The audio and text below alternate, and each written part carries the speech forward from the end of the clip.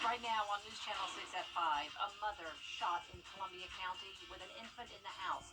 Now her husband is behind bars, where the investigation stands this evening. Plus, with school out for summer, there's growing concern from law enforcement about keeping kids off the streets.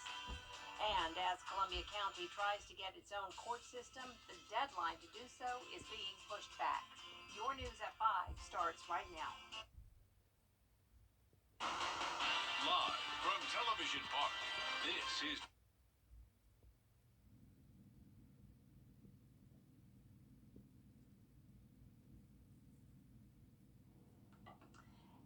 Good evening, everyone. Thank you so much for joining us. I'm Jenny Montgomery.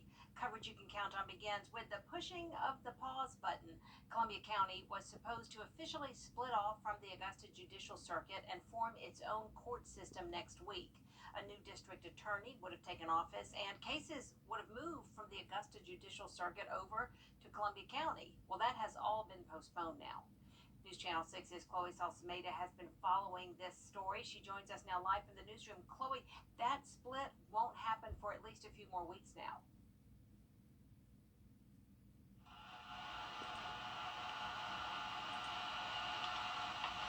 Well, Columbia County was supposed to be a big day for Columbia County, but it was all pushed back, and now the judicial circuits will stay together for a few more weeks, and it was all put on hold because of a lawsuit that claims the split is unconstitutional and racially motivated. Columbia County's new court system facing another setback. It won't get up and running until at least July 12th, more than a week late. People on both sides of a judicial issue need an answer, and they need it quickly. Governor Brian Kemp gave the county the okay to break from the Augusta Judicial Circuit back in March. 2 months later, attorney Willie Saunders sued the governor to stop that split, arguing it will leave an uneven workload for judges and was racially motivated. The only reason that all of this has occurred is because we elected in this circuit the first African American VF. You're just not going to get me to believe anything different. County leaders and those who helped get the circuit approved say that's not the case. Members of both multiple races voted in favor of this bill, so I don't believe it's a racial issue. I think the bill is just the right legislation at the right time, and Columbia County's just had tremendous growth, and this is just the right time. Saunders' lawsuit led a judge to issue a temporary restraining order, putting everything on pause. There's a lot of people who've been waiting a long time for their day in court, and frankly, the Constitution, says we deserve a speedy trial. We did reach out to the Columbia County Sheriff's Office. They say cases involving their inmates have continued to go to trial throughout this entire process. Meanwhile, the earliest date that split can happen is July 12th. We'll continue to keep you updated on the latest developments in this case as we receive them. Live in the newsroom, Chloe Salsameda, Wjbf, News Channel 6. Let's take a look outside. Showers and thunderstorms returning. We'll talk about that into the weekend. All coming up. All right, Tim, thank you very much. Columbia County deputies say a man shot his wife late last night. News Channel 6's Mary Calkins has the details.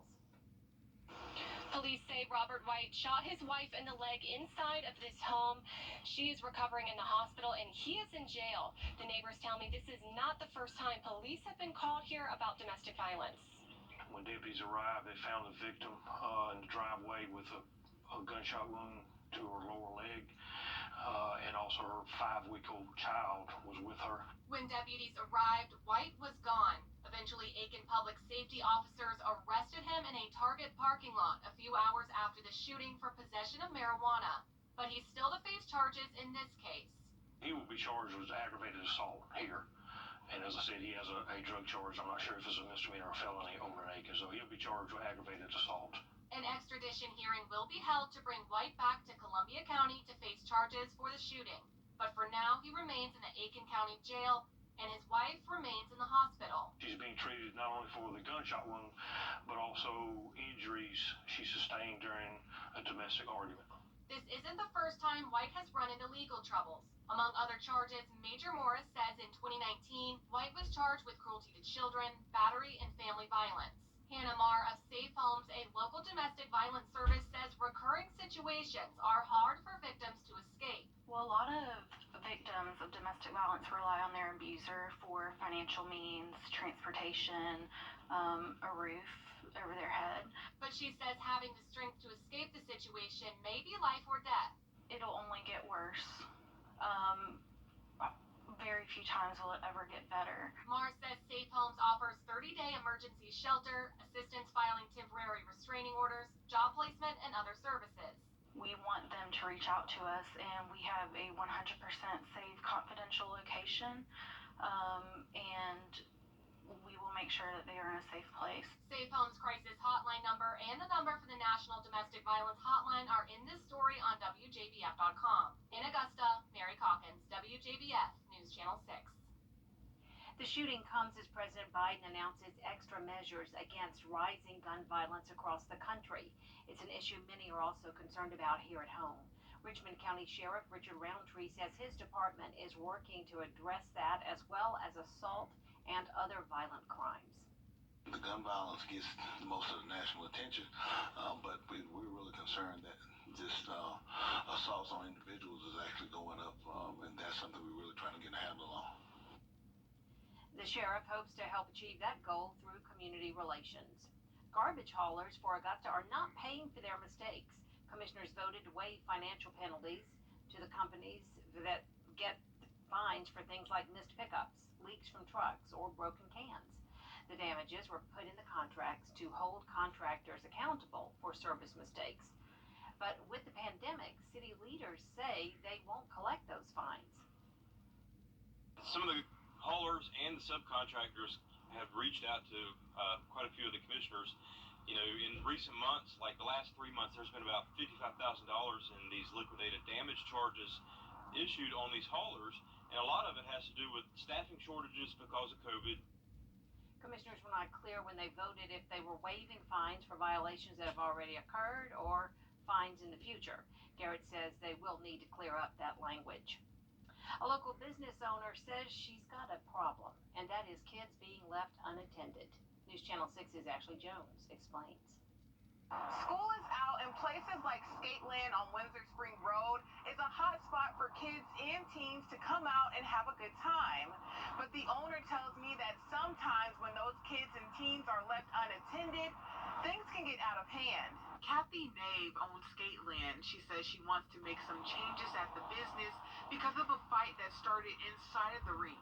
Several kids were kicked out of the rink, but the fight continued outside in the middle of the road. Now Nave wants to hike up the price of entry, and she says the problem comes from parents leaving their children unattended.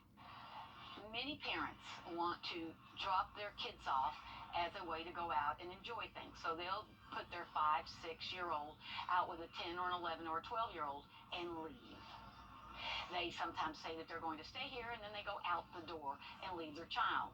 And so the older sibling goes and skates, and the younger sibling cries, and we end up taking care of them. Richmond County has a curfew for minors. They can't be out past 11 p.m. on weekdays.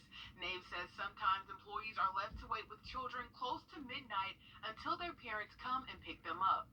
Now, there are several places across the CSRA that offer supervised fun for kids and teens.